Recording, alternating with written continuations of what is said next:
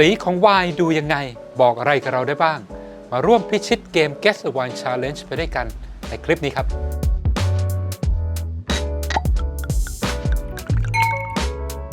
สวัสดีครับผมโน้ตจาก Switzerland Wine Bar สนามเด็กเล่นของคนรักไวน์อย่าลืมเปิดซับไตเติลนะครับกด CC ข้างล่างได้เลยครับบน IG นะครับของ Swirl เนี่ยเราจะมีเกมที่เรา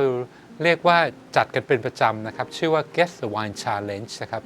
เป็นเกมที่สนุกมากๆนะครับก็คือให้ทุกคนเนี่ยเข้ามาร่วมทายไวน์จากสีของไวน์โดยทีมงานของเรานะครับก็คือจะถ่ายรูปน้ำไวน์นะครับที่อยู่ในแก้วนะครับ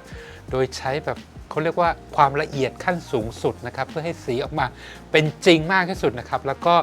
ชักชวนให้ทุกคนนะครับที่เป็นแฟนของเราเนี่ยเข้ามาทายกันว่าไวน์ขวดนั้นน่ะมันคือไวน์อะไรแฟนของ Swirl หลายท่านนะครับก็อาจจะมีเคล็ดลับกันหลากหลายมากนะครับไม่ว่าจะเป็น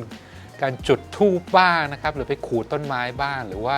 ทำนายฝันกันบ้างนะครับว่าไวน์คำตอบของ Guess the Wine Challenge ของเรานะครับก็คือจะเป็นข้อไหนนะครับเดี๋ยวคลิปนี้นะครับผมจะมาบอกเคล็ดลับนะครับในการทายไวน์จากสีให้ทุกคนได้ฟังกันสีของไวน์เนี่ยสามารถที่จะบอกอะไรกับเราได้หลายอย่างมากๆนะครับอย่างแรกนะครับก็คือสีของไวน์เนี่ยสามารถที่จะบอกพันธุ์องุ่นได้ยกตัวอย่างไวน์อย่างพิโนนัวนะครับที่เป็นองุ่นเปลือกบางนะครับ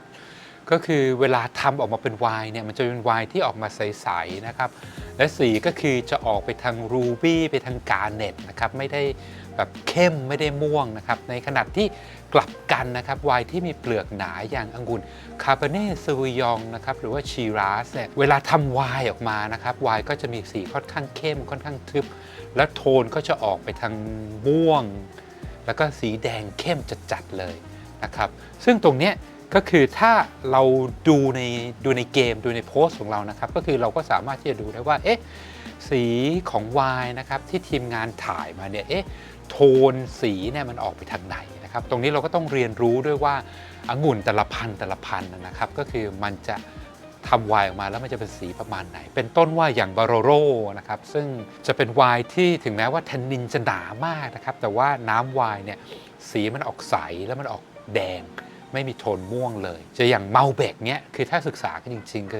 จะง่ายดายมากเลยว่ามันจะต้องมีโทนม่วงแล้วไวน์ก็จะต้องเข้มมากๆในขณะที่ไวน์ขาว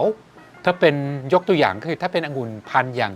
ริสลิงนะครับก็คือมันจะเป็นไวน์ที่พอทำมาเป็นไวน์แล้วอะน้ำไวน์มันจะค่อนข้างใส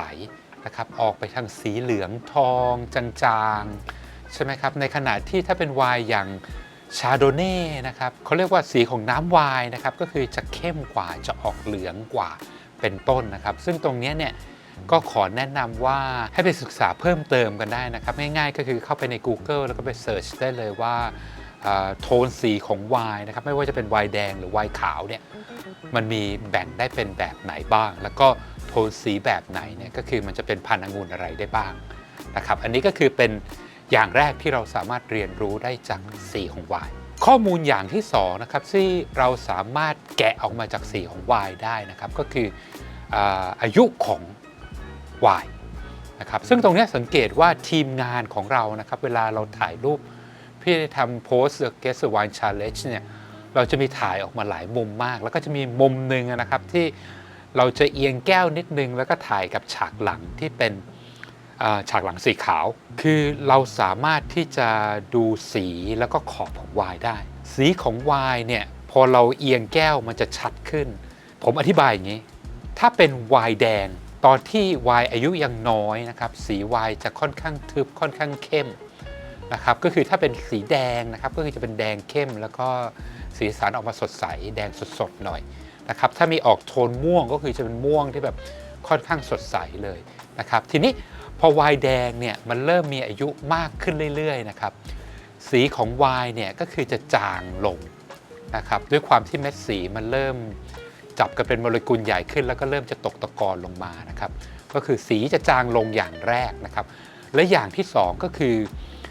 สีมันจะออกไปทางน้ำตาลมากขึ้นเมื่ออายุมากขึ้นโดนออกซิไดซ์ไปเรื่อยๆนะครับสีมันก็จะออกเป็นโทนน้ำตาลมากขึ้นก็ง่ายๆคือจากม่วงก็เป็นแดงแดงก็มาเป็นส้มส้มก็มาเป็นแบบน้ำตาลออกไปทางอิฐ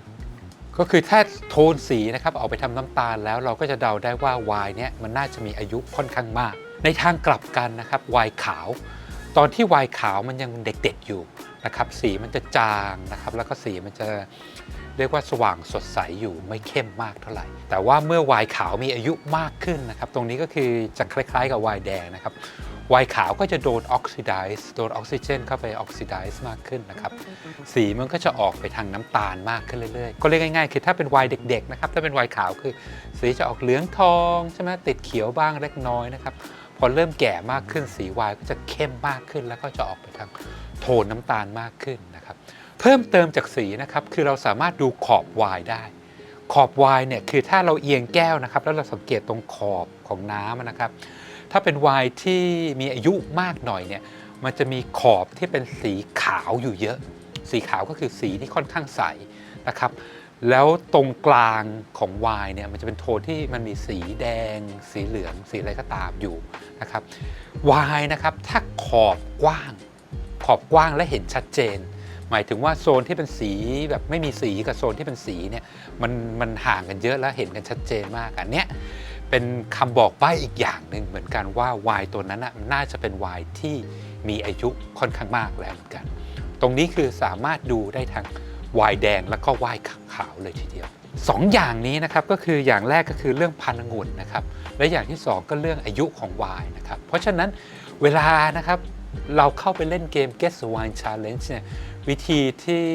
เขาเรียกว่าผมเคยคุยกับคนที่ได้รางวัลหลายๆคนนะครับเคล็ดลับของเขาก็คือเขาจะพยายามตัดช้อยส์ลงไปเรื่อยๆใช่ไหมครับอย่างสมมติว่าเราเจอว่าไวน์ที่ถ่ายมารอบนี้เนี่ยเป็นไวน์ที่สีค่อนข้างอ่อนเนาะเราก็จะตัดองุ่นพันธุ์อย่างเป็นต้นคาร์บเน่ซาวิยองเมอร์โลชีราสเงี้ยเราก็ตัดออกไปได้เลยเพราะพวกนี้คือทำมาในไงสีมันต้องเข้มมันต้องลึกแล้วมันต้องมีโทนม่วงแน่นอนอย่างที่2นะครับพอเราดูโทนสีใช่ไหมครับว่ามันออกน้ำตาลไวน์มันเริ่มมีเอจจิ้งแล้วใช่ไหมครับเราก็จะได้รู้ว่าไวน์ตัวเนี้ยมันคือยังเป็นไวน์ที่เด็กอยู่หรือเป็นไวน์ที่เริ่มมีอายุแล้วเพราะฉะนั้นเราก็กลับเข้าไปดูในช้อยส์อีกเหมือนกันว่ามันมีช้อยส์ไหนนะที่แบบว่าวายมันอายุ10 ปีแล้วหรือว่าวายยังใหม่ๆอยู่ใช่ไหมครับตรงนี้ก็คือจะเป็นการเขาเรียกว่าตัดช้อยส์ออกไปเรื่อยๆพอเราตัดช้อยส์ไปได้อีกหนึ่งสมมติตัดได้เหลือ2ช้อยส์นะครับอันนี้ก็คือเรียกว่าก็ต้องไปจุดทูปกันต่อไปก็ลุ้นกันว่าใครจะเป็นผู้โชคดีเป็นไงกันบ้างครับเคล็ดลับในการดูสีวายนะครับอันนี้ก็หวังว่ามือใหม่หลายๆท่านที่ได้ดูคลิปนี้นะครับก็อย่าลืมมาร่วมสนุกกันได้นะครับแล้วก็ใช้เทคนิคนะครับที่ผมได้อธิบายไปนะครับมาทายวายนะครับต่อสู้กับแฟนพันธ์แท้ที่เรียกว่าแบบวิเคราะห์สีวายแล้วก็ทายวายกันจนเชี่ยวแล้วก็ตอบถูกกันไปแบบว่าหลายท่านแล้วนะครับก็อย่ายอมแพ้กันนะครับแล้วก็สุดท้ายนะครับอย่าลืมพกดวงมาด้วยนะครับ